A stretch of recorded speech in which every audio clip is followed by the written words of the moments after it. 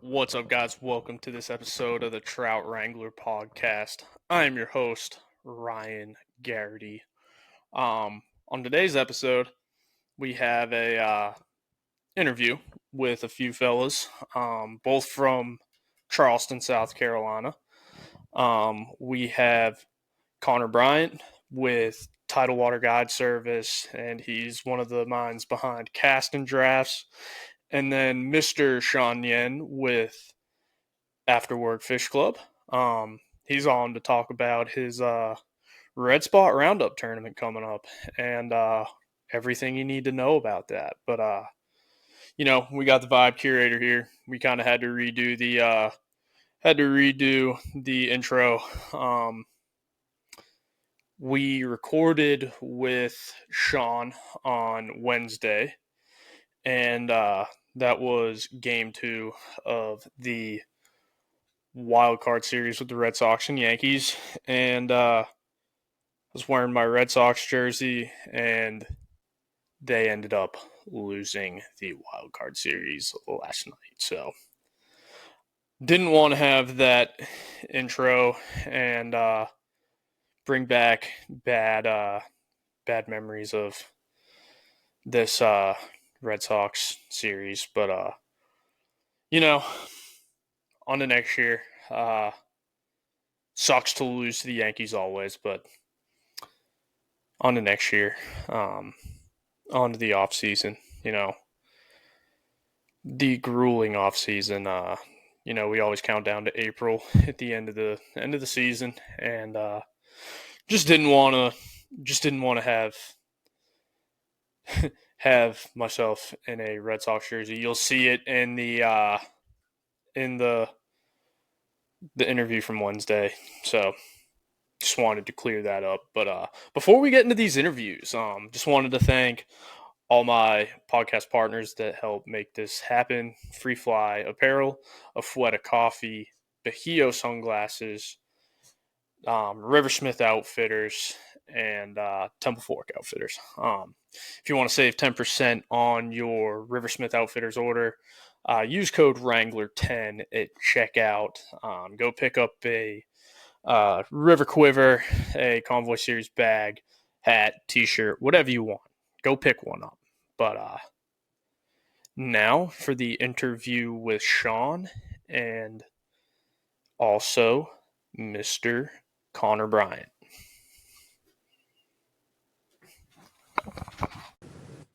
What's up, guys? Well, like I said in the intro, we have the first of our 2 interviews. That's what that thing's called.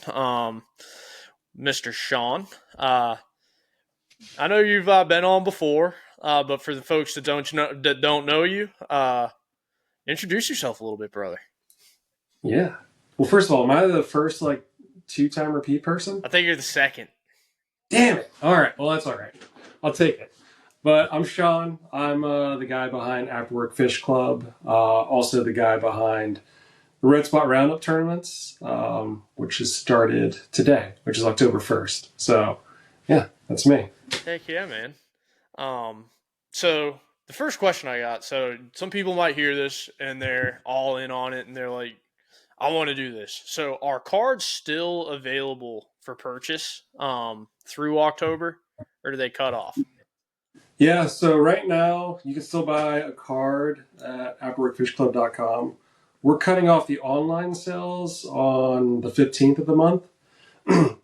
Only real reason why is because if you order it one day, it's going to take probably 3 to 4 days to get to you. So I don't know. I just figured the 15th would be a good cutoff time. But yeah, if you guys haven't picked up your cards yet, go to afterworkfishclub.com.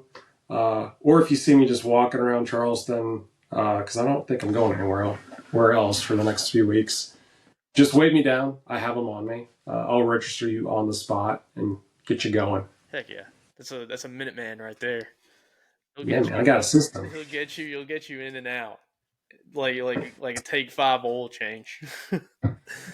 Sketchy guy with cards in his coat. Oh yeah, but so explain the format a little bit for people that don't know and who aren't aware of the Red Spot Roundup.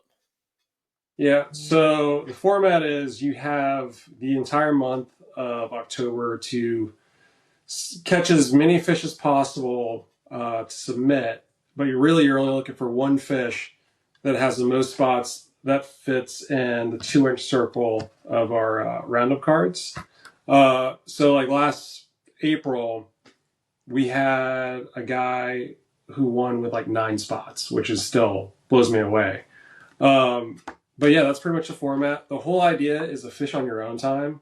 Um, I've done tournaments where you're set for like 2 days, and 2 days are the worst weather possible, or the tides are horrible, or it's just like you're begging to like get time to do it.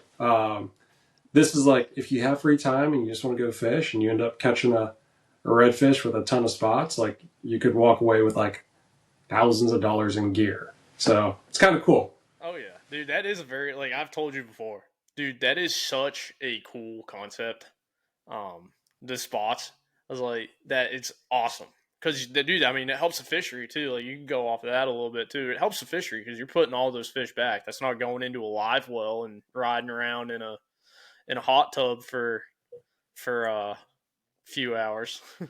Oh yeah, and like that's the part I want to explore in the future is like how we can use the data from this to like help our fisheries kind of collect data and you know really my thing that like my mind was blown with the first one was typically you think like these big bulls lose their spots as they get older and grow, but then the guy who won had like a 36-inch redfish with 9 spots all in the cluster of the tail. So it's kind of like I don't know. I'd like to explore how we can kind of like use that data in the future for like tracking how these fish grow and mature and all that stuff. Yeah, that's the craziest part of that whole story, dude. Is that the 36-inch red with 9 spots. That's something you don't see every day. Yeah, none of us believed it at first, and I had to like bring in people to count. I was like, "Hey, what do you think about this?" That's nuts, dude. It's still nuts to this day. Awesome dude who wanted to. Yeah, Shout out the guy. who I became friends with. Christian's like a wizard with like artificials. We're actually fishing the Charleston fly together next week, so Yeah, it's going to be kind of fun to like actually do the tournament with him yeah, versus him winning my tournament. dude. He's such a nice guy too. Like I wish I had more time to fish with him when we were down there at the Saluda River. Just such a Mm-hmm. good dude. Just super nice, genuine guy. I'd have hit him up here soon. He works for Z-Man now, Does he so really? I saw him yeah, posting a bunch of Z-Man stuff. Those are awesome dudes too. yeah. Like he told me he was like possibly making a career change. When I saw that, I was like, dude, that's a perfect fit. Yeah, So dude. you should definitely hit him up because he's probably got a lot to tell you about. Oh yeah, I definitely will. I'm gonna shoot him a text after this for sure. I just got to make it before the Red Sox game. Yeah, Dude, yeah, that's what people are. I was like, I put in the intro. I was like, people are probably looking at me like a psycho. I'm big on superstition. I am wearing the same free fly pants and jersey that I was yesterday.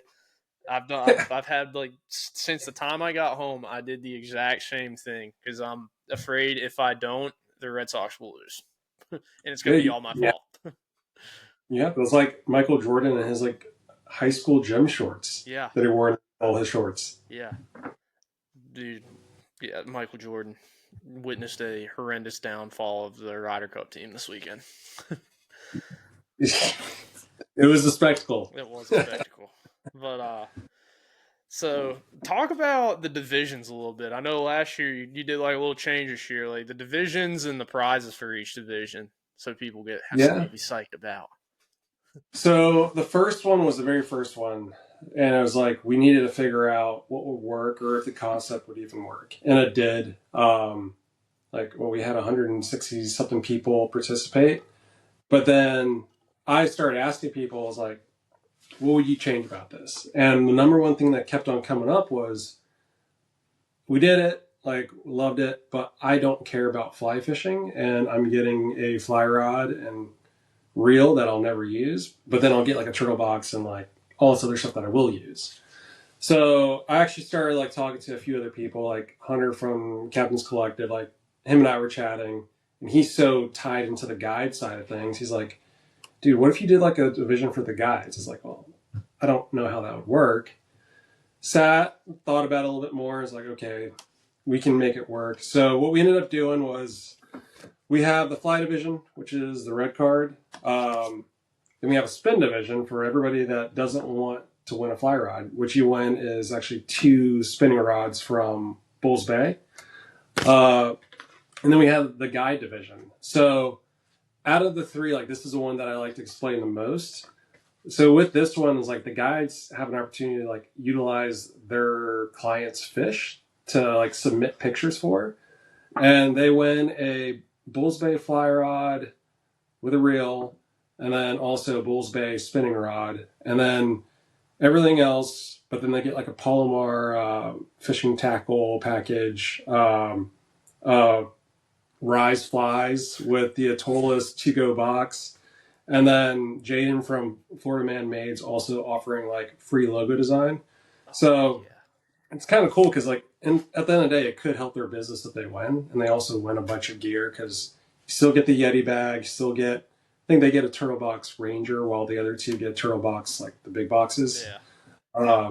So I don't know. The big one was like spinning and fly. That was easy. But the guide one was the one that's like super, I don't know, I'm super pumped about. Yeah. So all you guys out there, you should jump on it because like there's really not that many people that have really purchased the cards yet because I think they're having a hard time wrapping their head around it. Yeah.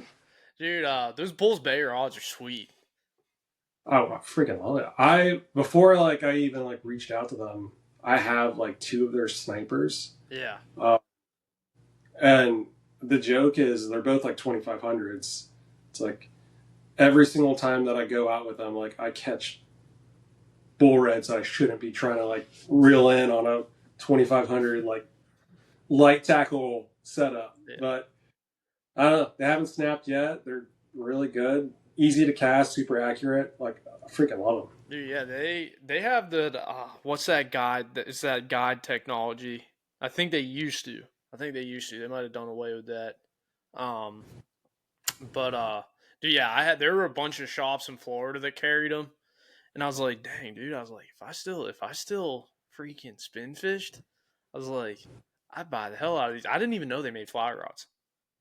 Yeah, so I didn't know that until I went to Had Rolls and like I'm looking in their or fin to feather, like I'm looking at their rods and like, oh, dude, they've got one rod that's like $299, another one that's like I think like 300, and then like one crazy one that's like black carbon everything that's like I think $600. Yeah. But I played with like their lowest or like the most affordable option, and I was honestly impressed with it.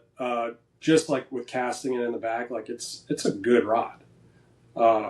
It's just they're not known for it. Yeah. So it kind of worked out that this time around they could also get their fly rods out there because it's just more of their products in people's hands. Yeah. So that is pretty cool. I know they're pumped about it. Dude, they like rule some of those down like Florida. That whole like that Gulf Coast. I've seen more Bulls Bay rods in any shop in the Gulf Coast of Florida. I've seen so many. Like it's nuts, and they're so sick. I've snapped like what is it, the St. Croix like Mojos and all those things like super easily, and these rods that I've had like personally like there's no reason to switch now. Like I think all my like spinning tackles are just going to be Bulls Bay going forward. Yeah, dude, St. Croix got bought. I'm pretty sure. I think you could tell. Yeah, dude, they did. I'll tell you when we get off here. I know the whole story. Sweet, can't wait. It's they got bought 100%. But how many participants do you have signed up this year? So where we are now compared to like what is it, 15 days out from the cutoff from the last tournament, we're up. I didn't look at that exact number, but I know we're up about like 22%. That's pretty good. So that's pretty big bump. And then we have some events, so like casting drafts on October 10th at Freehouse Brewing. Like we'll sell a decent amount of cards there, and then what happened with the last tournament is like people found out that the tournament started, and then people just started like ordering a ton of cards. Like literally, this is in like the last like 30 minutes. Oh my I had to like fill out all those cards. So it's kind of hard to put like an exact number on it because it keeps on moving. So yeah, all I know is we're up where we were compared to the first one. My goal is 200. I'm hoping we'll get there, but if we don't, like I'm already happy. Yeah, We are. that's awesome, dude. So like my thing is like we've done this for 1 year. We did it in April and we're doing it in October.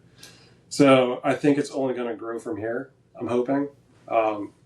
Seems like everybody's enjoying the format and having fun with it. Yeah. So That dude, as they should. It's freaking awesome. Dude, up 22% is huge. it's pretty sweet. Yeah, dude, that's freaking awesome. Dude, so what, dude? My dog is snoring like hell. Hold on. Hey, good boy. Yeah, I tossed a Modelo cat back there, dude. He was snoring so loud I could hear it through my headphones. But what companies have you had involved at the tournament? So a lot. Yeah. I want to make sure I don't miss anybody, so I'm going to actually look at my phone for this. Okay. Sorry to put you on the spot there. Oh no, I had a screen up and then it went away. But so we have two different types of involvement. So we have the sporting sponsors and then our community partners. So Turtlebox is our title sponsor. And there's Yeti, and there's Hadrils, Fin to Feather here in Charleston. Awesome guys. If you're in Charleston, go check them out. Like nicest group of guys you'll ever meet. Marshwear, my boys. Four Corners, Bulls Bay Rod, Afuera Coffee. Matt literally just texted me like he's sending out like everything all at once, which I'm gonna be pumped about. I'm gonna try and not drink everybody's coffee, but we'll see. Atolis, Shay, awesome guy, local to Charleston. I can confirm. Yeah. Beavertail Skiffs, they jumped back on board. Like, nicest people I think I've ever met in like the skiff world. Like, hands down, like I love their boats, love them. I'm happy that they wanted to support again. Mars Sessions with Javi down in Jacksonville. Legend. Captain's Collective, Hunter Levine, who's just a freaking powerhouse in his own right. He is. And honestly, like him and I chat, and like he's just a great soundboard. Like he guides me on like all my questions I have about the fishing industry, and I owe him a ton. So I'm super pumped that he wanted to get involved. Haas Straps, who are freaking blowing up. Like I think everybody now has them for the most part. If they don't, like they're probably going to get them soon. Palomar Fishing, which is an awesome tackle company out of Florida. Skinny Water Culture. They're actually supplying. They're actually engraving pliers for the grand prizes for each one, and like they're known for their clothes, but you should really check out like their pliers and everything else that they have on their site. Like pretty heavy duty, like quality stuff. They got some killer fly time materials too. Yeah, and like Vince, I got to meet him in Brunswick. One of the nicest guys in the world. And he just wants to have a good time too. So it's kind of like, I don't know. I told him, I was like, dude, I'd love to have you like be involved. It's like, but I'm with Marshwear doing this. He's like, oh, we're good. It's like, I got other stuff. It's like, sweet, let's do it. Florida Man Made, Jaden, did all the graphic design for this. He's actually providing the stuff for the guides. Clawback, incredible sauce. If you like it on, or if you like sauces of seafood, shrimp, all that good stuff. Also great in beer. Highly recommend.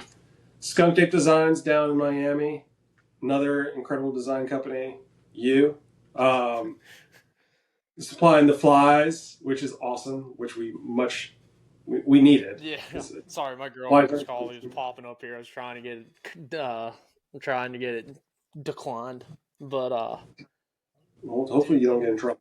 I'm glad you like those flies, dude. I looked at some of them. I was like, I don't know if these are good. I do like this one. I was like, I'll throw that one in there. I was like, dude, that thing sucks. Like, look at that. Yeah, It's a I know what that is. It's blunt drawn. Oh, half and half. I was like, that's not going in there. I'll use them all. Oh, dude. So like the ones you sent me, I was like, there's one that looked like red, white, and blue. I was like, I don't know what fish is going to eat it, but I'm going to try. Yeah, dude. So some of those, it's like I'm not gonna throw them because it's like they're the NFL ones that I do. I was like, you know what, Sean will take these and use them. I'll take them, and then I'll get a fish, and then I'll send you a picture Yeah, of it. please do. Who's it? Space Coast Flies. I ordered some flies from them like a couple months ago, and they gave me this foam burger fly. Yeah. Literally looks like a burger. Like my goal is to catch a fish on that because it's like I don't think anybody else has, and it'd be sweet to like have a picture of like a redfish with like a little burger in its mouth. Those dudes are pretty cool too. Yeah, they're pretty sweet. I haven't met them in person, but like social media wise, they seem pretty Yeah. cool. But so the community partner side of things, which is different, separate. So on the fly, Jared DeVincent down in Brunswick, who does the fly fishing festival in Golden Isles.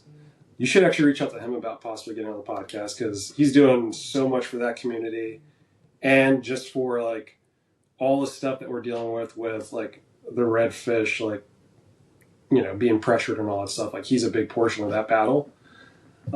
Historic Coast, so that's our buddy down there in St. Augustine.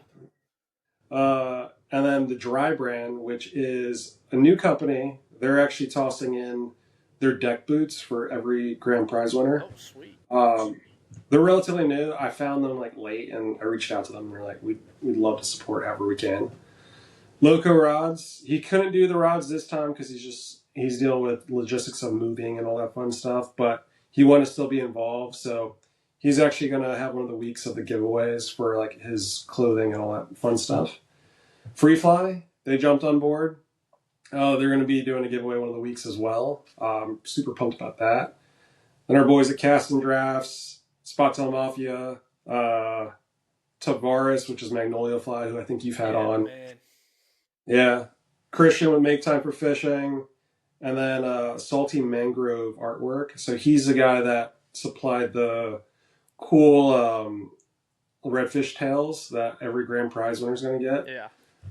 Super nice guy. I don't know. It's one of those things like I saw his artwork and he reached out to me and I was like, this is a no-brainer. Like, you want to toss us in for the winners. Like, I think everybody would appreciate one of these things. So a lot of companies, a lot of individuals on this one. That's good though, man. That's really good. Yeah, we actually got to the issue of like having to turn away people, which I never thought that'd be a thing. So the ones that are involved got involved pretty early, and then there's going to be a room in the future. We just got to figure out like I don't know how this tournament's going to grow and all that fun stuff. Yeah. You think you're going to do 2 in the future? Yeah, I'm probably going to stick to doing 2. Just because April and fall, it just makes sense. Yeah. And it's like we did the Lady Red tournament like 2 weeks ago. Then we have Charleston Fly coming up. And those are both like weekend long events. And I just want to supply like a tournament for everybody else where it's like the barrier of entrance isn't that much. And like you don't have to have a boat. You can literally go anywhere, like, dock, beach, bridge, however way you want to catch fish. Oh, yeah. And I feel like April and October are some of the most fun months to catch fish. So figure I'm going to keep it going on like part 1 and part 2 every single year. I got you. Dude, well, that's awesome. I think we basically answered the second question, but that's all I got for you today, man. Are there any plugs or thanks you want to give, brother? Yeah, I want to thank every single sponsor that supported us. It's always taking a chance on like a new idea, and like this is still a new idea.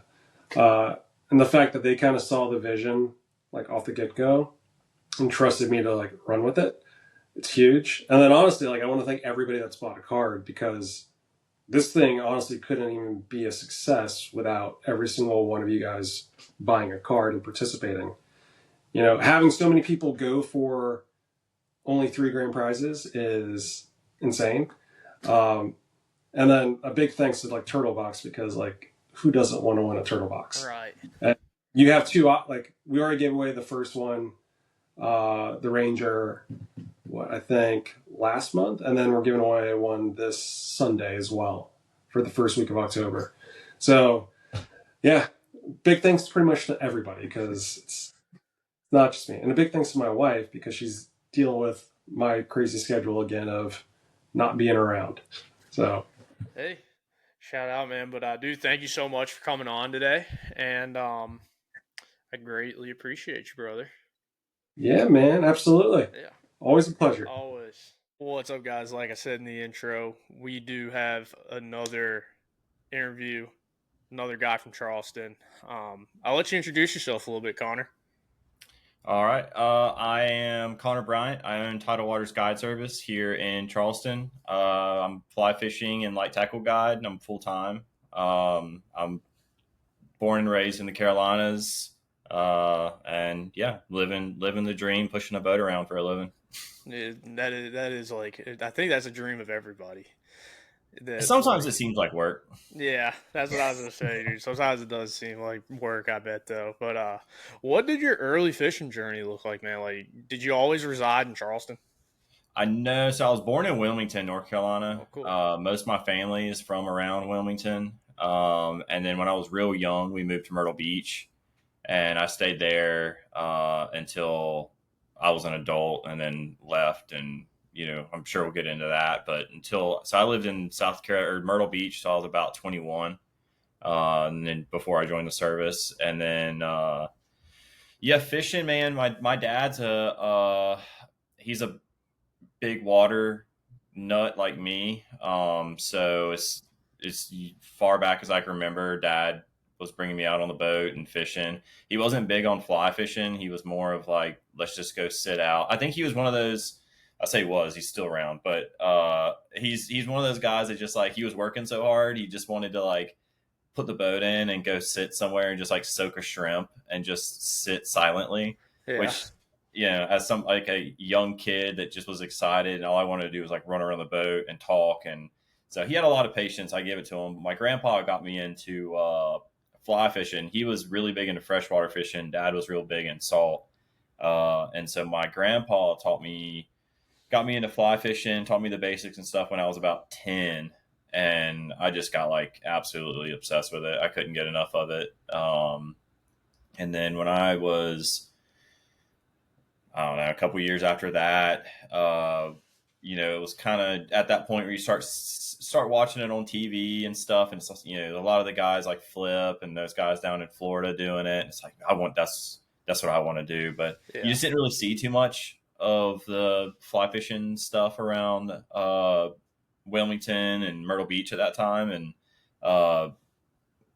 it's statute of limitations. I can talk about it now, but so my friend, I had a buddy's mom that would like drop us off with a John boat at the boat ramp, like first thing in the morning. And we'd have like duck hunting waders on and like Shakespeare, like the cheap Walmart fly rods. And we would just go walk around sand flats looking for redfish in like the winter time.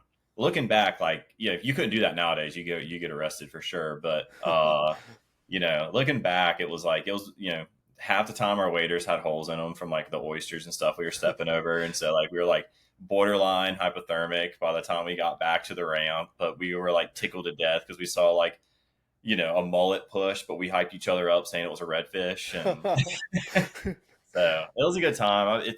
I've had a hard time getting away from it, which I'm blessed to have, because it's definitely created the path that's put me on here today talking to you about my life. Heck yeah, dude. I think, dude, was it the boat ramp over there that used to drop you off by like Palm Tree Island? It uh, might. so there was one in Wilmington that she would drop us off, and then when I moved to Myrtle, I had a different friend that his dad would do the exact same thing underneath the 17 bridge. Oh, cool. And but the one in Wilmington for sure was the sketchiest because that one I was really young then, so like chest waders would be like our hip waders now, Yeah. running a duck boat around. Oh yeah. So it was Did you fun. duck hunt any? I did. I didn't start duck hunting until I was probably like eighth grade. My dad wasn't a big hunter, and I didn't until I got to South Carolina. That's when I kind of got into all my buddies hunted and fished, and so I started doing a lot of hunting with just my friends and their family. And then between duck hunting and fishing, I was like they're all throughout high school, even into I went to a community college for a little bit in Georgetown, South Carolina. Like I love both of them because I was on the water. It's beautiful. If you fly fish, I feel like fly fishing and duck hunting are really similar because it's just like it's punishment any way you look at it. Oh, there it is. Can you hear me? Oh I think my. I lost you. Yeah, dude. What the hell? Okay, I got you Got now. you now. All right, Yeah, dude. My apartment's dang Wi-Fi has been going nuts the past couple days. you have AT&T. I don't even know what they have. I'm pretty sure Spectrum. Oh, okay. AT&T's like all of like they've had a lot of issues in the southeast in the last couple of days. Yeah, dude. Like I think everybody like in Charlotte either has AT&T or Spectrum, and Mm, it's everybody's like, dude, this is horrible. yeah, But sorry about that. Yeah, you're right though. Duck hunting and fly fishing are very similar. yeah. You gotta love punishment. Oh yeah, dude. It's like Yeah. every time I do like I live in Charlotte, and it's like I went to East Carolina, so it's like Oh, okay. right there in like that whole flyway from like Hyde County and all that, even into like Mhm. Wilmington. It's pretty good duck hunting. And then Yeah, I graduated, and I'm like, dude, this duck hunting sucks in Charlotte. And I'm like, I'm sitting here, I'm up at 2 a.m. going over to Mountain Island Lake, freezing cold, and I'm just sitting there taking a nap in a duck blind and to see one wood duck all day. yeah, I'm like, dude, I like this is torture, damn yeah, near. yeah. But that's the way it goes. That one wood duck's not going to get you very far table fare wise. Yeah, exactly. Dude, like when in East Carolina, we'd have like a fridge full of like wood duck breasts, and it's Yeah, like I wish I had a freezer full of wood duck breasts these days. yeah. I did. I really took advantage of like, or took the wood duck hunting in the southeast for advantage. I guess is what I'm trying to say. Like after I lived on the Chesapeake Bay for a while, and like I'd always heard about how awesome the duck hunting was. And I think I was just got really lucky and just lived there during the time frame where it just sucked. And I never saw because it was always like growing up here, it was always like you could go to a swamp and kill a wood duck. Yeah, It was kind of like we killed wood ducks today, but going like growing up or living up there for a while, it was like, man, what I would give just to have like a good wood duck hunt and be able to take some woody breast home. Like, God, I would. Anyway, and now I haven't had like a good year duck hunting in the last few years. dude, that's how I was too. Like to the point where like I'm almost out of it now. Where I'm like, Yeah. dude, like the last 5 to 6 seasons have been so bad that it's like Hmm. not even worth it anymore. And it's one of those things. It's like like Duck Dynasty, great show, but it's like that put a giant highlighted circle over duck hunting, and then every kid with a squatted truck in Yeah. North and South Carolina was like, "That's what I want to do." Yep. And they started sky blasting seagulls and anything that flew in front of their face. But They wear a mask and paint their face. yeah, Yeah. exactly. I'm like, dude, what's the point of this, man? Like, it's Yeah. like, come on now. Ripping through the marsh. Yeah. No, I agree. And also the older I get, the more I hate cold. Yeah, same here. Same Yeah. here. I'm like, dude, every time one of my buddies asks me to go, I'm like, look at my phone, and I'm like, not happening. Yep. Not happening today, Yep. buddy. I was like if it dips below 30 degrees, I am staying at home and I am sleeping in. Yeah, yeah. My buddies they work on the same out of the same ramp as me. they all pick on me because it's like as soon as like 60 degrees hits, I'm in winter overalls and I wear them until it's like back in the 80s again. Yeah, dude, that's how even in Florida, dude. Like I had the Carhartt bibs, and dude, I'd be out in Florida if it's 50 degrees. I got them things on. I'm Yeah. white knuckling the steering wheel. Yeah, man. I can always make I can unzip something and cool off, but if I don't have it, I can't warm up, Yeah, you know? exactly, dude. It's like, and then you're miserable the rest of the day. Yeah. Oh, yeah, absolutely. I can always take layers off, but if I don't have the layers to put on, I can't put them on. So, Yeah, but dude, so it said that like you're licensed as a 50-ton master, 200-ton mate, and a seaman, like, mhm. and you served in the Coast Guard and all that. Like, how have those positions and like experience shaped you as like a perspective as a god? So I would say the Coast Guard's probably the best decision I've ever made. Going through after high school, starting, I went to forestry school in Georgetown, Oh, cool. and I was just mature enough to know that I was too immature for the real world. And so the Coast Guard was a good like kick in the butt to kind of like, hey, dude, you're an adult now, grow up, figure out what you're gonna do.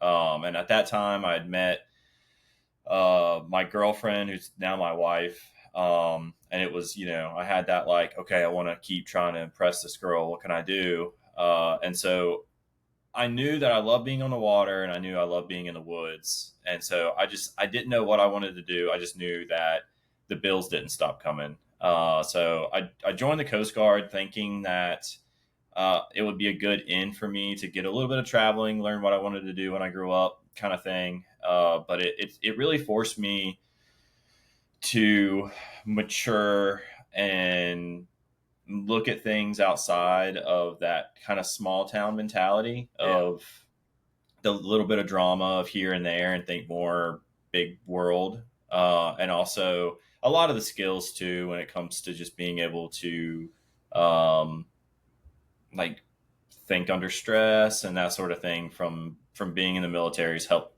tremendously with being a guide.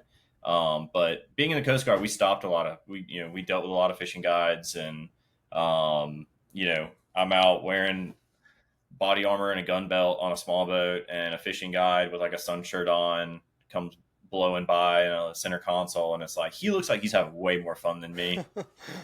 So that definitely always kind of stayed in the back of my mind. And then a lot of the guys I grew up with back in Myrtle Beach, they had started fishing guide services before I had left to go to the Coast Guard.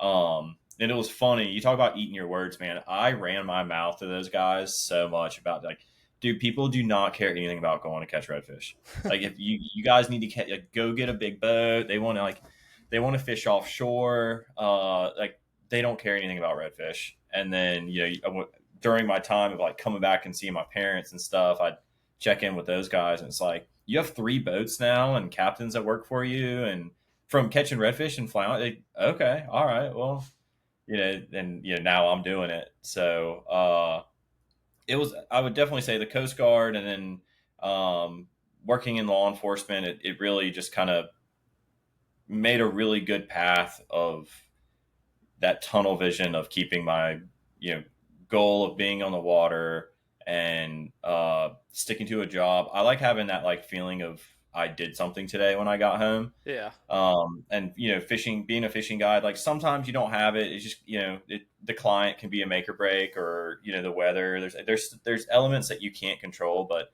the elements I can control as a guide, you get a lot of satisfaction of it could be somebody that has saved up for 2 years to go on a fishing trip with you, and you're able to coach them and get them on their first redfish, and you can just like see that flame in their eye where it's like, yeah. oh man, this guy's ruined now. So I just like went all around the ball here, but That's cool. It's fun. yeah, the military and everything else is like really pushed me just to stay focused on the end goal of just having a civilian job, being on the water, and doing something I really love. Yeah, dude. What'd you do in law enforcement? I did marine conservation law enforcement, Oh, cool. so it's basically the saltwater game warden. That's pretty cool, dude. Yeah. I went to I did the application process for um being a game warden here, Oh, and okay. I got to like I want to say it was either like the second to last round or the last round, and ended up getting cut. And it was one of those things that was like, dude, I probably would have been the one game warden that wouldn't make quota because it was like, dude, it's like, you know what? I did a lot of that shit when I was a kid. And it was like blasting ducks out of neighborhood ponds that, not neighborhood ponds, but like big lakes. We get in like kayaks and go out and kill wood ducks in neighborhood lakes, like Oh big yeah. ones. But Yep. I was like, dude, I couldn't go and cite somebody or like arrest someone for doing that. I was like, dude, I am guilty of doing that when I was like 16 years old. Yeah, I actually suffered with that same thing too. But on the other side of it, I think that's what made me really good at it is because it's like I know where you hit it. Yeah. Same hiding spot I did. Yeah, dude. If it was in my town, dude, like if I actually was like gonna do it in my town, I would have been screwed. Yeah. I would have been so screwed. I got lucky and did it in Virginia, so nobody knew me, and I completely clean slate. So I got out because I'm the same way. I could not, not in Yeah. this state. Dude, it's like you see like the FWC guys. I've seen a couple where I'm like, all right, that's a warranted like get down and arrested. Like the kid that have you ever seen the video of the dude like that was like screaming the f like dropping the f bomb to the dude, calling him like a fuck face and shit from like the tower like a Freeman, and any Mhm. it's a wild video, dude. I have to look that one Riding up. down like a canal in like Jupiter or something like that, and he's cursing out the game wardens and stuff. Drunk as all get out, and I'll send you the video later, um, dude. But he ended up like he told all the game wardens he was like a guide of a guide service, and Mhm. they arrested him. And I was like, all right, that's a warranted like 100%. You're going to jail for the evening, but it's like Yeah, if it's something where it's like oh, like your fishing license, you haven't renewed it yet. I'll be like, dude, just go and renew it and and get yeah. back to me when you do. I was like, I was so bad about like, look, you don't have a fishing license. You know you're required to have a fishing license. It's going to take me like 10 minutes to walk back to my truck, and then I got to dig around for my ticket book, which is going to be another 5 minutes, and then I got to walk another 10 minutes back here. So the app to buy the license is free. I'm not telling you to buy it, but it's going to be like 30 minutes before I get back. And if you have a fishing license when I get back, I can't issue you a ticket. Yeah, And it's like, well, yeah. he's like sitting there. He's like, all right, give me Yeah, give yeah, me no, 30. I got it. I got it. Yep. Yeah, I never had anybody argue with me on it. So, Hey, uh, it's always good. yeah, yeah. I But was, it's fun. oh, I bet that's one of those things, dude. But like North Carolina game wardens, they can drop you wherever they want. And I'm like, Hmm. I had a girlfriend and literally just got ourselves like an apartment. It's like I do not want to go in the middle of BFE. Yeah, and I'm sure, like, as a new hire, you wouldn't be going to the most desired place. Exactly. It's like you have no human interaction. You end up being Yeah. like Popcorn Sutton from like the mountain people, cooking moonshine and just living. Dude, like some days it's like I get back from work, I'm like, damn, dude, that would be kind of nice, but but it's like that there are other Yeah, days I'm like, seeing some people would probably be nice. yeah. Not driving 2 hours to a Piggly Wiggly. Yeah. Exactly. Dude, yeah, Piggly Wiggly. Talk about an interesting. We had one near our college, dude, and that was an interesting dynamic in Greenville, North Carolina. The Piggly Wiggly. Hmm. Phenomenal people watching. Oh yeah, phenomenal people watching. It's Oh like yeah. Walmart. It's like Walmart after 11. Oh yeah. All the It's good creatures stuff. come out. Love it. Love it. Oh yeah, but dude, so like, how much has social media storytelling and like local partnerships helped with cast and drafts and then Tidal Waters? So Langston Oxendine runs all the social media stuff for us. Okay. He's one of the guys that started the cast and draft, and he does a killer job. every single day, multiple times a day, is like, hey man, does this look good to post? I'm going to put this up. Like, he is just nonstop all over the social media stuff, which has been massive because um, a little backstory with the cast and draft, we came up with the idea like late November, and we decided to, all right, well, let's just see if this will work, and we'll plan it for like the middle of December. So it was only a couple weeks from like being a little brain like child to coming and actually like, I don't know if people are going to show up to this thing or not. And the only thing we did at the time, we have a Facebook now, but at that time it was just Instagram, and we started a fresh Instagram. Yeah. And so Langston had said, I think let me try to like just build and get some followers and do it that way. And it's like, dude, go at it. You know more about this than I do.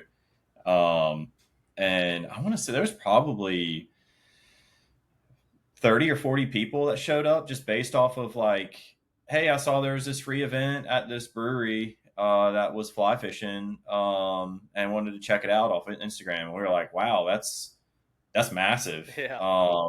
And so from there on, we keep it really, even like between, because they're bi-monthly events, and so even between each event, we keep everything rolling on, different stories, different posts, so just stuff that's still happening in the community, stuff with throughout the fishery, new products that are coming out.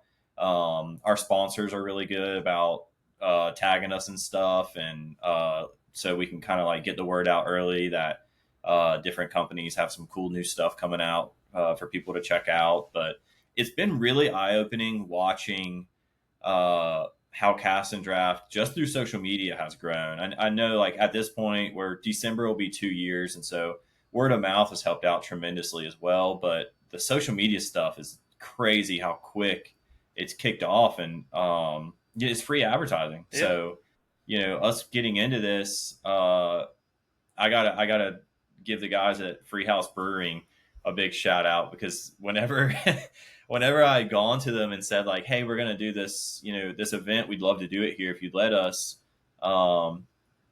They didn't charge us anything. They still don't. And it was like, well, how many people do you think are going to be here? And I was like, I'll be happy if 4 people show up, honestly. And there was one bartender. It was like 30 degrees outside that night, so everybody was inside. Everyone was hovering around the bar. This like poor bartender was just like couldn't, like, everybody was drinking beer, so it's just like she just couldn't stop running around.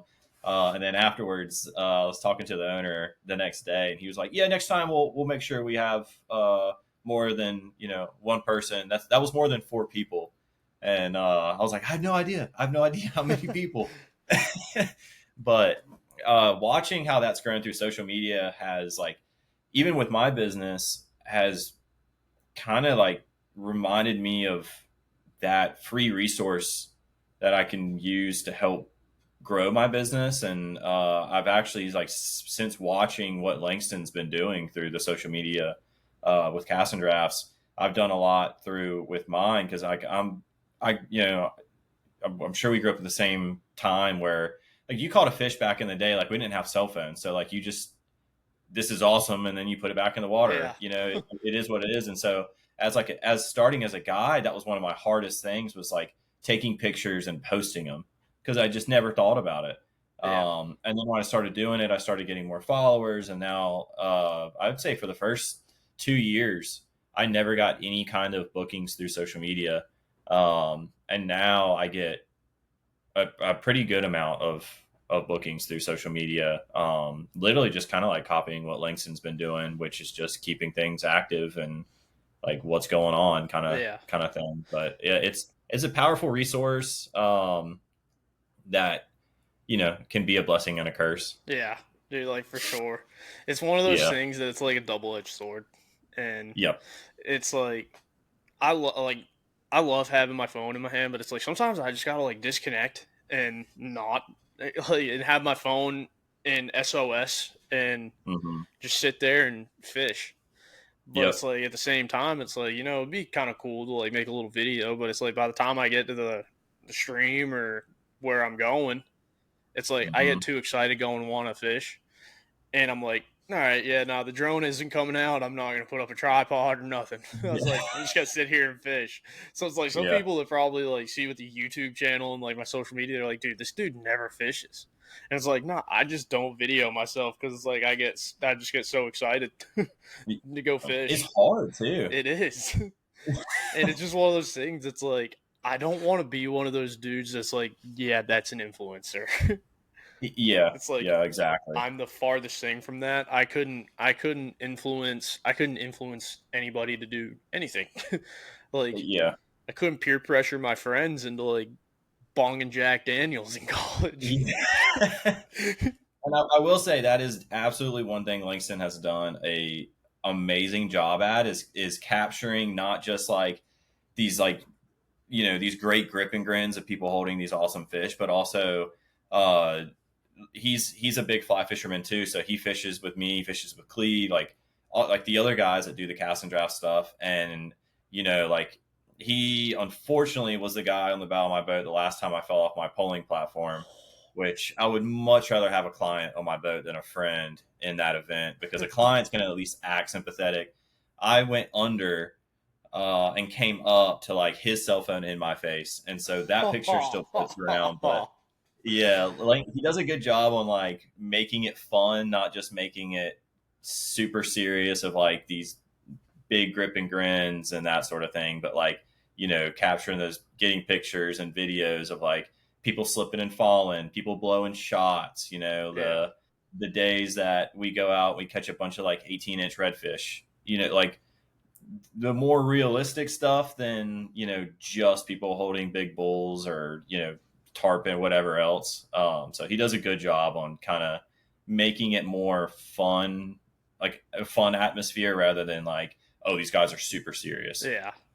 And it's like those are the people you want to fish with though too. It's like Oh yeah. there's like some guides out there that it's I forget who I heard like talking about it where it might have been on the shoot historic coast guys that are like, you know what? He's like, we're all out here having fun with everybody too. It's like we're never gonna sit there and like essentially be like, oh dude, like you like yell at the client where they're like, oh dude, you blew that shot. Like that fish is never gonna come back and eat. Like Mm-hmm. and it like there's some guys out there that are like that, like especially like the pretty old school guys that are Yeah. like gonna sit there and like badger you. But it's like sometimes these people just want to go out, have fun, and get on the bow Mm-hmm. of a boat, drink beer or two, and hopefully catch a fish. Yeah, it's weird with the fly fishing world, because you think there's probably like more people that ice fish than saltwater fly fish, Yeah, and so like, but at the same time, like fly fishing has such like an elitist persona that surrounds it, and it's like, dude, you push a boat around with a stick all day, like you're not curing cancer, so like why have this like you're better than everybody attitude? Why not like be cool to people and try to get more people into it?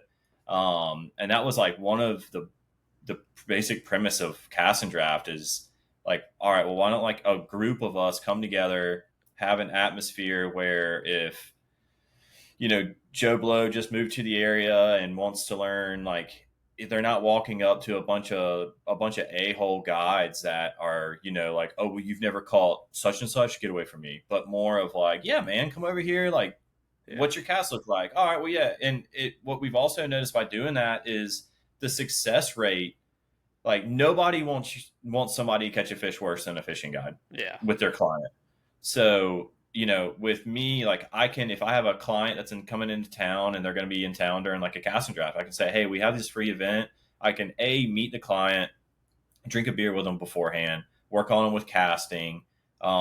Chris with Focus Flies, their time flies all the time. I can walk over to Chris.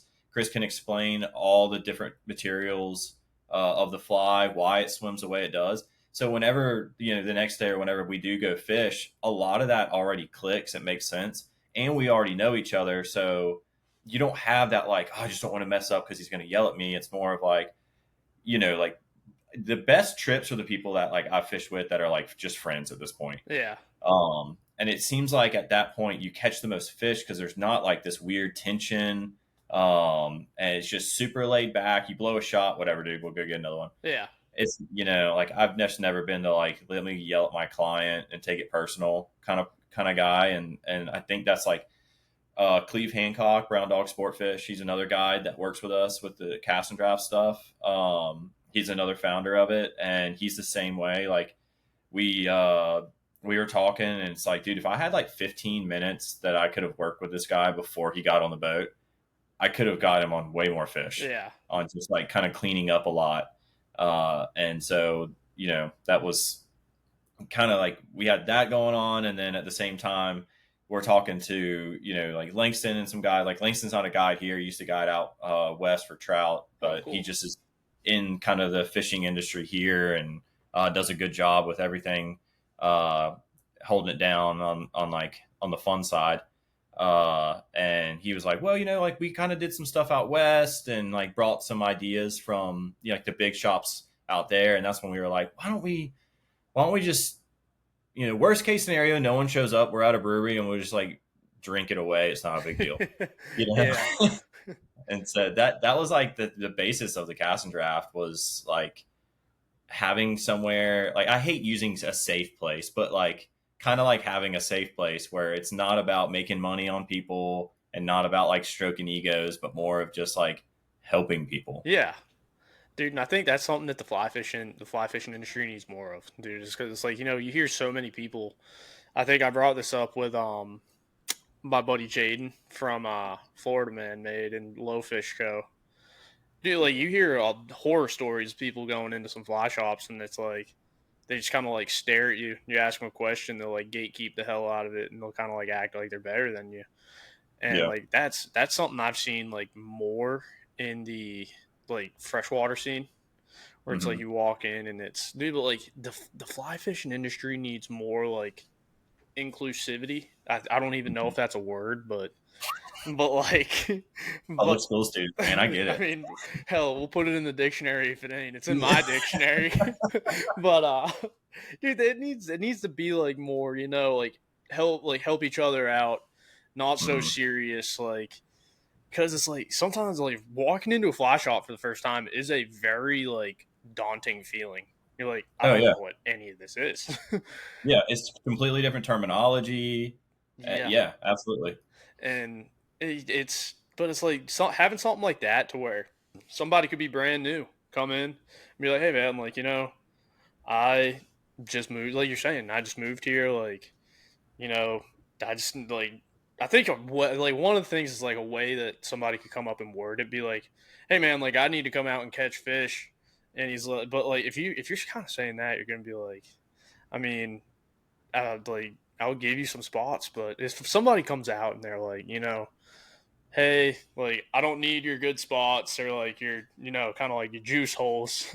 I just need to go out, have a good time, and catch fish. Can you point me in the right direction? But if someone's like, I see it online a bunch where people will be like, hey, yeah, where can I go and catch fish? I love it. Yeah, I love this. Yeah, like, dude, like do a little bit of research before you ask at least. Yeah, I like to tell people, I'll give you the recipe, but I'm not going to cook you a meal. Yeah, exactly. So, like, I'm more than happy to tell you if I were you, where I would look and why I would look at, not like specific areas, but just, terrain wise and like how to find your own areas to look for fish and what fish look like in the water. But I'm not going to say, hey, go to this creek and, third oyster bed on the right. Yeah. Half the fun of fishing is finding your own fish. Oh, yeah, that's the fun in it. Here, hold on. He just jumped down again and he's begging to get up. I'm going to edit this out. I got to put it back up. Dude, I'm going to give you one more shot. Don't jump down. There you go. Yeah, but that's part of like the fun in it is finding your own fish and like not having somebody give you the whole recipe. It's like I kind of want to go up there and suffer and zero, but like have fun doing it. So you know what? It's like if you go up there and you zero, it's like, you know what? There's always a bar down the road. Might as well go grab a beer. Maybe meet some like local dude and he might give you like a clue. But like, I like that saying you said. I'll give you the recipe, but I'm not gonna cook you the meal. Yeah, That's a yeah. I great mean, saying. yeah. That is a great saying. And I appreciate it. it's like, dude, I'll get like if it's somebody like my brother or something like that. It's like I'll give him the whole meal because he doesn't give a singular shit about fly fishing unless I'm Yeah, taking him. But it's like yeah, somebody like Joe Schmo off the road. I'm like, no, I'm a gatekeep a little bit. I've been yeah. burned And like, way too many even times.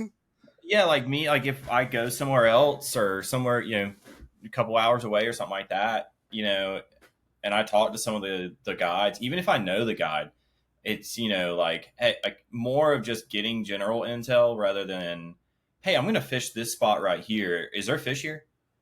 Yeah, Like no, like I'm gonna find my own stuff. Like I'm gonna use what I know. I'm gonna use like whatever information you can give me on like a certain color pattern may work better this time of the year, like where they are. But like other than that, like no, no, yeah. we mm-mm. It's like that with Yeah. duck hunting too, dude. Like it's funny. It's dude. I feel like in the duck hunting world, I've seen people get dragged way worse in like the duck hunting world on like a Facebook page than I have like a fly fishing one. To the point where Mm-hmm. like people are about to throw hands at a boat ramp.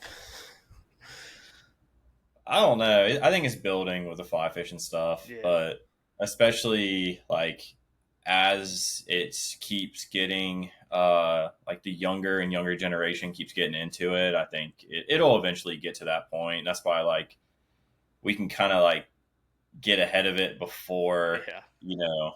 it starts getting too bad because yeah, the duck hunting world can be pretty ruthless. Oh, dude. Yeah. It's ruthless, ruthless.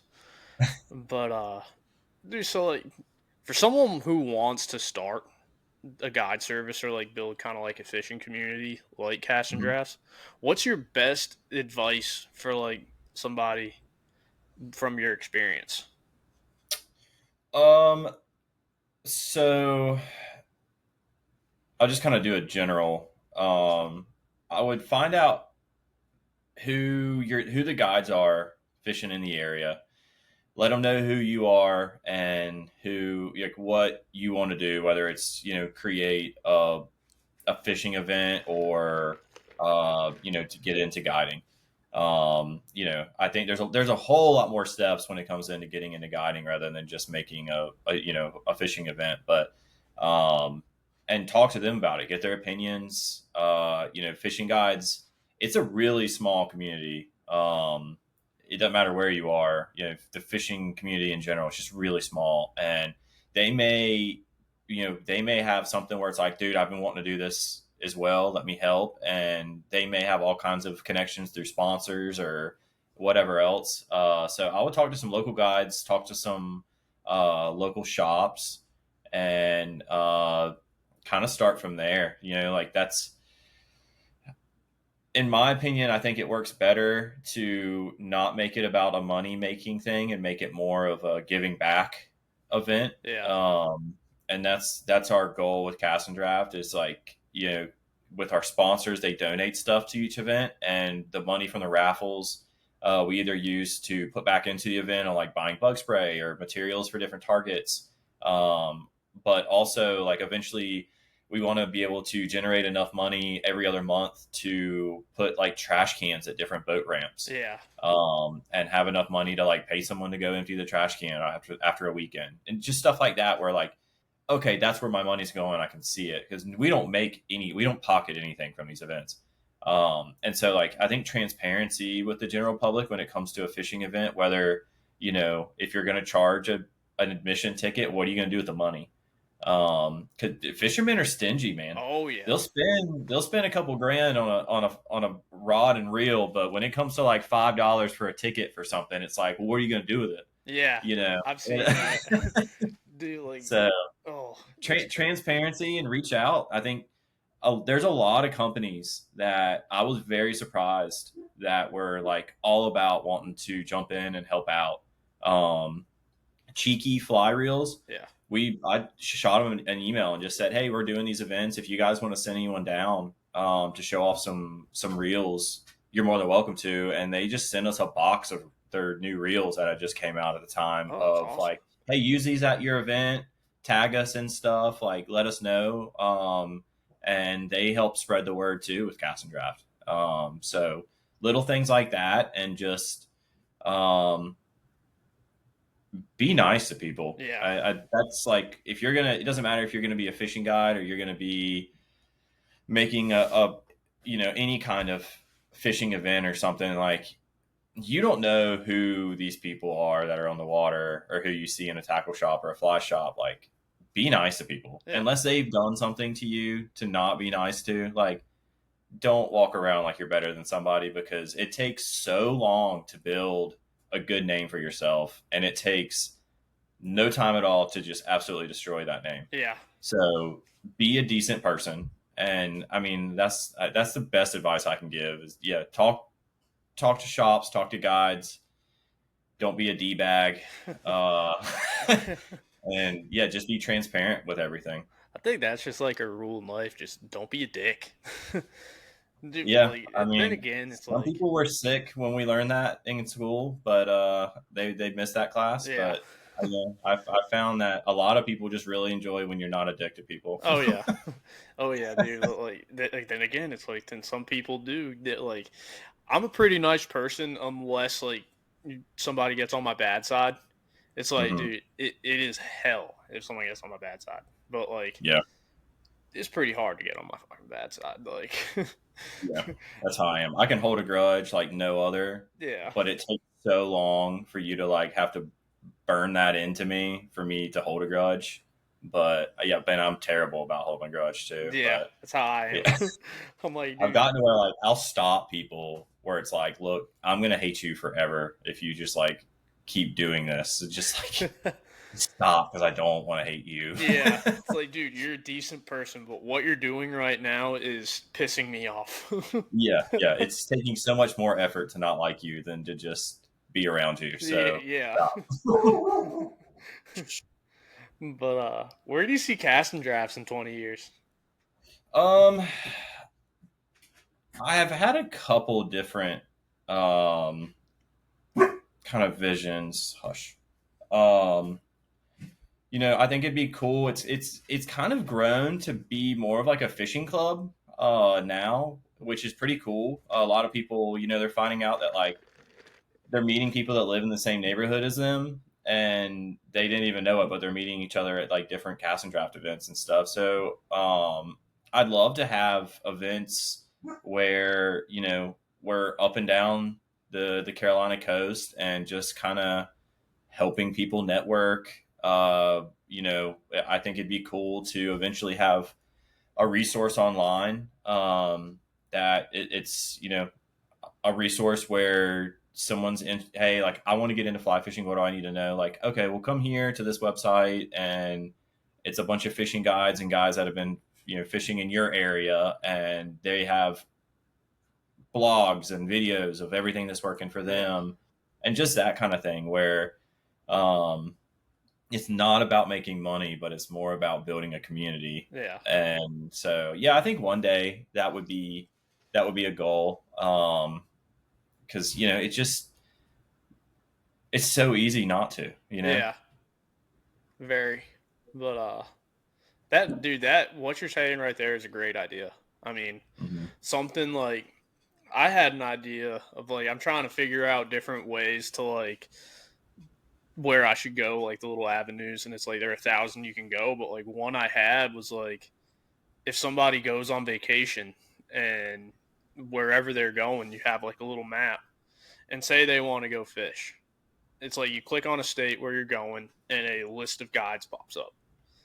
Oh, that's And cool. it's like you click and then you can run down the list, call them if they're busy and they have somebody or they have another guide instead of like trying to go through and like go on Google. You got a list Hmm. right there, so you can just go down the list, and if everyone's booked, I mean, that kind of sucks. But Yeah. but Don't just wait till something last like minute. that, and I think like something that's cool that like what you're saying right there. What's like a learning center almost kind of thing.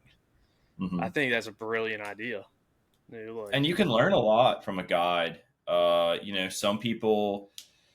Some guides, they go into like great detail on I like to tie this type of knot in my leader and do this many wraps because of this and this and this. And then you have other guides that, for someone like me, that ADHD, terrible. I don't want too much extra information because I'm gonna like think about something else that you had said during your explanation. So just like, okay, that's a blood knot. Got it. Cool. Yeah. And then like later on, I'll go back and like, you know, look at like how to tie a blood knot. You know what I mean? Like Yeah. something like that. Like I don't need to know that you wrap it 3 times on one side and 2 on the other. Like, and why you've done it because of like a fish from 4 years. You know, I don't need to know that because then I'm going to think about that. So I think having videos where guides are explaining everything, like of just a variety of different stuff, will kind of like help also a potential client or an angler find the right person to listen to as well, based off of, you know, their attention span. Yeah, dude, mine, it's like you're saying, it's like I want like information quick, easy, because it's like my attention span. It's like I might see a squirrel outside and I'll be like, oh shoot, and then it's like Oh yeah, I barely heard anything. Or it's yeah. like they're talking about something, like they explain like a manatee or a turtle. It's like, oh damn, turtles, and it's like I'm hung up on one thing, and it's like the turtle. Yep. Then I'm not even looking for fish anymore. I'm just looking for turtles. Yeah, it's like, damn, I'm gonna start looking up videos of loggerhead turtles moving in packs Yeah. through the ocean. Can't wait to get off this boat so I can look at loggerheads. Yeah, it's like, dude, it's like I wonder if that thing in Finding Nemo that is real. It's like you start like running stuff through your mind. Oh yeah, like you can't give me. You got to keep it simple with me. Yeah, Like that's how I sweet am too. potatoes. Black and Yep. white as can be. Mm-hmm. Yep. And like some people like that, a lot of detail, and a lot of people, or some people don't. You know, so like you can pick kind of like, okay, well this guy's making a video this week on this. I know his video is going to be what I like to listen to. And so I think eventually we've been talking about starting to make some videos with that. Me, Cleve Hancock, Langston, and just like a few of the other Jacob Skelton, and just get some people, and not only just guides, but get some of the recreational guys too that have just they have different experience, different backgrounds, to also like make some good informational videos too. Because I think it doesn't matter what your background is; everybody kind of has something you can take away. Yeah. And so, you know, they may have some like crazy weird knot that I don't know, a guide in Wisconsin told them on a trout stream that may work great for redfish that I've never heard of before. And so I think a resource like that would be really cool. Yeah. I hate using Salt Strong because I hate Salt Strong, but like a Salt Strong that's not like, I don't know if I can say it, but as douchey as Salt Strong. Oh, you can say that. Yeah. So like a free Salt Strong that's not like with the douche sprinkled into it. Yeah. Would be great. Yeah. Dude, if you want to see something douchier than Salt Strong, I don't know if it's worked its way over into the saltwater world yet. Look up fish tips. That might have your blood fucking boiling. The last one that got me like real bowling's the I don't know if that might be the one you're talking about. Is that the one where you can take pictures on an app and it'll save your geolocation? That's Fish and you Brain. Can put what's that? Fish Brain. Yeah. Well, screw those guys. Dude, they suck. Dude, I've had it before where like I had gone on there. I'm like, huh, this is pretty cool. Like, I'll go and post a picture. I didn't know it had like a geolocation, and there were freaking 12 like 14-year-old kids with GoPros strapped to their chest at like my honey hole the next day. I was like, yep. Oh my god, I didn't know this is how it was. Yep. If the inventor of Fish Brain is listening to this podcast, screw you. Yeah. Yep. I hope you fall into a hole. Yep. I hope you have a terrible day while you're on the toilet and there's no toilet paper, or option B for you. So. Yeah, exactly. But dude, so I end every podcast with I have a playlist on Spotify, and it's called the Trout Tunes playlist. And I get every guest to give me 5 songs for the playlist. You can use your Spotify if you need to. Let's see. This will be interesting. I get 5, and then you get 5.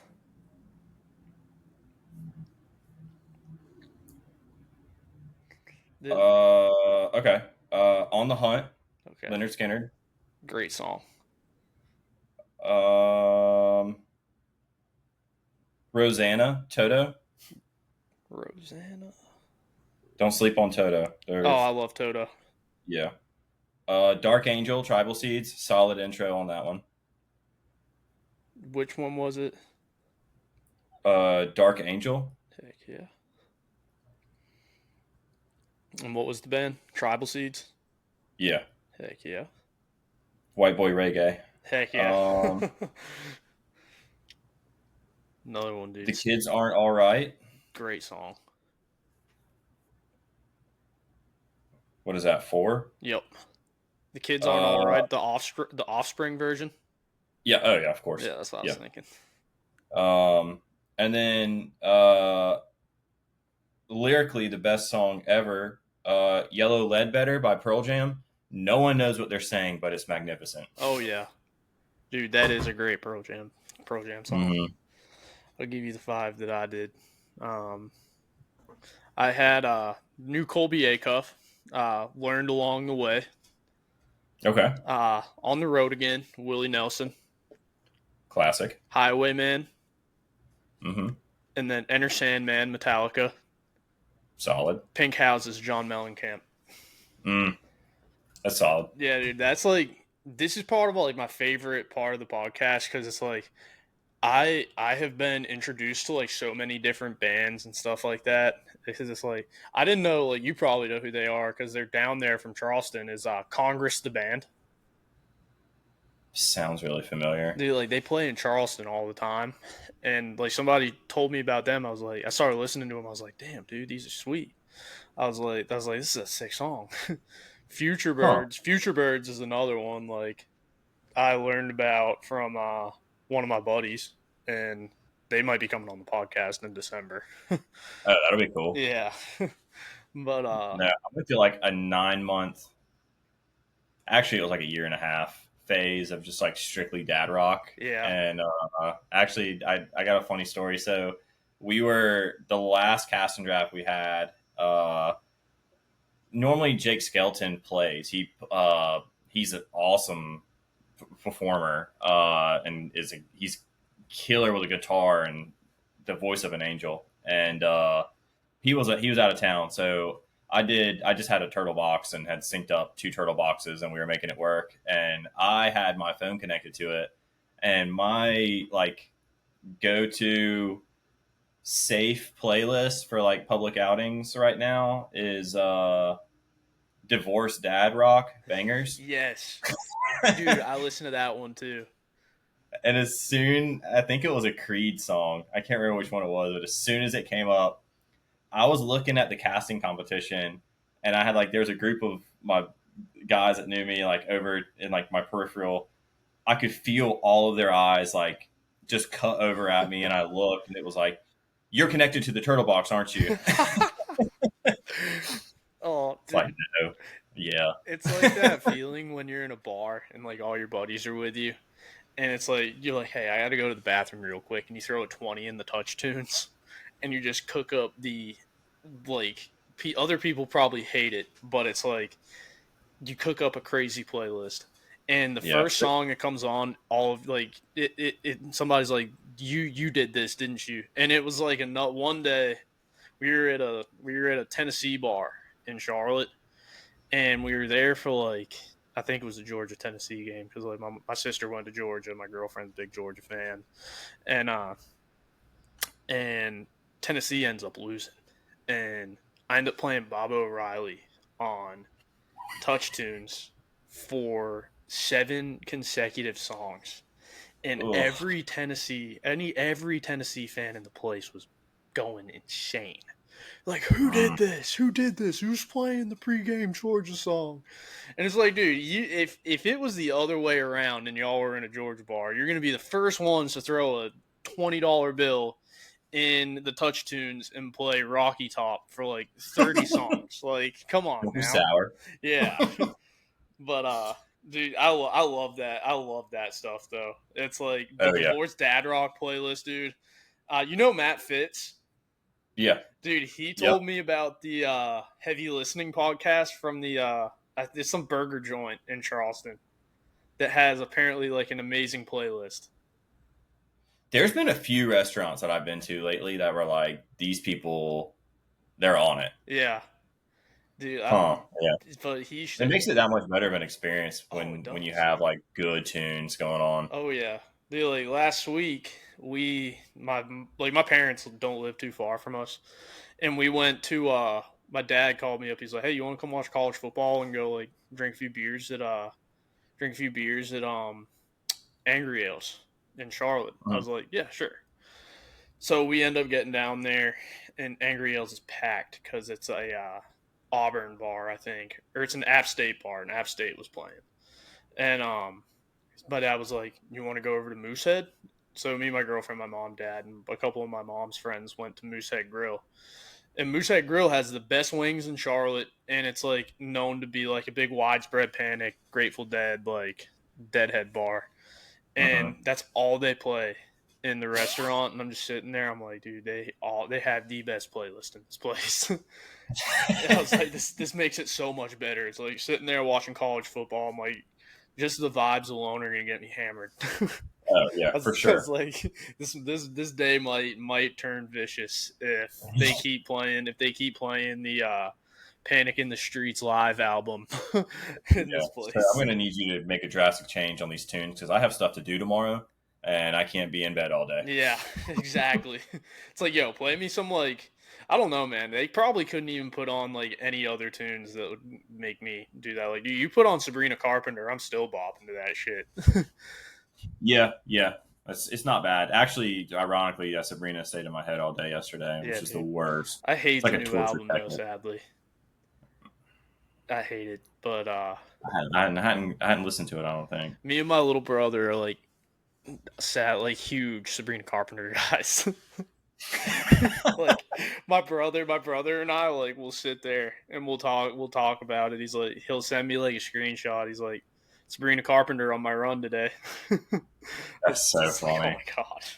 my god. But that's all I got for you today, man. You want to give any last thanks or plugs? Yeah, I want to say the cast and draft crew. Langston Oxendine, Cleve Hancock, Jake Skelton, Chris Focus Fly. Big shout out to all those guys. They have been awesome. They're the same as me. You can reach out to any of those guys for any questions, advice, anything, and they will. If they don't know it, they can at least point you in the right direction of someone that does know it. And I want to, yeah, thank you for inviting me. We have an event next week on Friday, October 10th. We're going to do a big fly tying night in December. The exact date is to be decided. We haven't locked it in yet. And then we have like a seaweed blowout event in February at Seabreeze Marina, where we're going to have a free oyster roast, Oh, sweet. a bunch of kegs, bunch of vendors. So that'll be really cool too. I think Sean and I are talking about doing the Sealy event. Dude, come on. Yeah, dude. I'll drink beer with you. Dude, whenever you do the fly time night, if it's on like a Friday or like a Friday night or Saturday, let me know. I'll come by and do some stuff for you. Yeah, absolutely. Yeah, man. But dude, thank you so much for coming on. Absolutely. For sure. I got to click stop here, and we might have to let some tracks upload for a second. Let's see, dude. What's up, guys? Those were our two interviews for this week with Sean and Connor. Two awesome dudes. Um, really good dudes, both from Charleston. Very good fishermen, very good friends, and just really cool minds in this fly fishing industry. So, hope you guys liked that. If you did, go leave a review on Apple. Go leave a review on Spotify. Go and subscribe to the YouTube channel, Rise Flies CLT, and you'll be able to hear all of these episodes. Not saying they're all fantastic or anything, but they're pretty cool. I just like doing them. Just like hanging out with people, talking, chopping it up. You know how it is. But before we end, we got some college football picks to make here. Let me log into my DraftKings Sportsbook app just because that is the easiest way to see the schedule for this weekend. I will also give out a few picks. I do like looking at the lines on these games, but you know, this is not financial advice. But here we go. We're gonna go with Wisconsin, Michigan. We're gonna do Clemson, UNC Chapel Hill, and then Vandy, Alabama. That's gonna be a big game, and Florida, Texas. So let's get into it. First game we got here. We got Wisconsin, Michigan. Unranked Wisconsin. Michigan, number 20 in the nation. You got Wisconsin at plus 600, but their plus 17.5 spread is at minus 112. You don't have as good odds as the money line bet, but honestly, I do like that spread at plus 17.5. You also have Michigan at minus 17.5, obviously, and their money line is at minus 900. But I like that plus 17.5 pick right there on the spread. So I'd lock in Wisconsin plus 17.5, or go with the over at minus 110. Also, kind of a safer pick. Overs at 43.5 points. Pick and choose, pick your poison. Honestly, the safest bet would probably be Michigan money line. Michigan's a tough team to beat, dude. And that quarterback they got is so fucking good. But next one we got is Clemson, North Carolina. Honestly, the way both of their seasons have gone, I'd fucking hammer the under. I would hammer the under. It's like two blind dudes beating the shit out of each other with a wet pool noodle. I mean, it's just gonna be an interesting little game there. But I mean, under, or you got UNC at plus 425 or Clemson at minus 575. I mean, there's no real good line to take there. But I think the one I would be most confident in would be under 46.5. That would definitely be my pick, honestly. But who knows? Next one, Vandy, Bama, over. Hammer the over at 55.5. Alabama coming off a big W against the Georgia Bulldogs. Hate to say that, but it did happen. And dude, Vandy's kind of balling this year. Like, oddly enough, Vandy is kind of balling. Plus 330 money line on Vandy there. Like, as much as I don't like him, Diego Pavia is having an insane year. I think it's I think he won't come out and say it, but Vandy at plus 330, he might feel disrespected by that. And Bama isn't really the Bama we've seen for the Nick Saban years. So if Bama kind of slips a little bit, I could see Vandy throwing in a couple jabs unprotected, but I might have messed up the rankings there. Vandy is 16th in the nation and Bama is number 10 in the nation, but that's still going to be a very good game. Very good game. I like that over at 55.5. So take it. Texas, Florida. Take the over. Texas. I could see Texas beating the piss out of Florida. Beating the piss out of them. Over 42.5. I mean, Florida plus 5.5. I don't see Florida covering that. Texas money line. I like that pick. Florida's just not the Florida we've seen in years before Billy Napier. Billy Napier is on the hot seat. Very much so on the hot seat. But, those are really all the games that are good this week. So take that as you wish. Parlay them, straight bet them, whatever you want. But those are the games that I am going with this week. I am not commenting on the Georgia game like I usually do because I think I am bad luck. But that's our podcast for this week, the Friday show. Thank you to our guests, Mr. Sean and Conner Bryant. Until next week, thank you guys. Bye-bye. Glooper.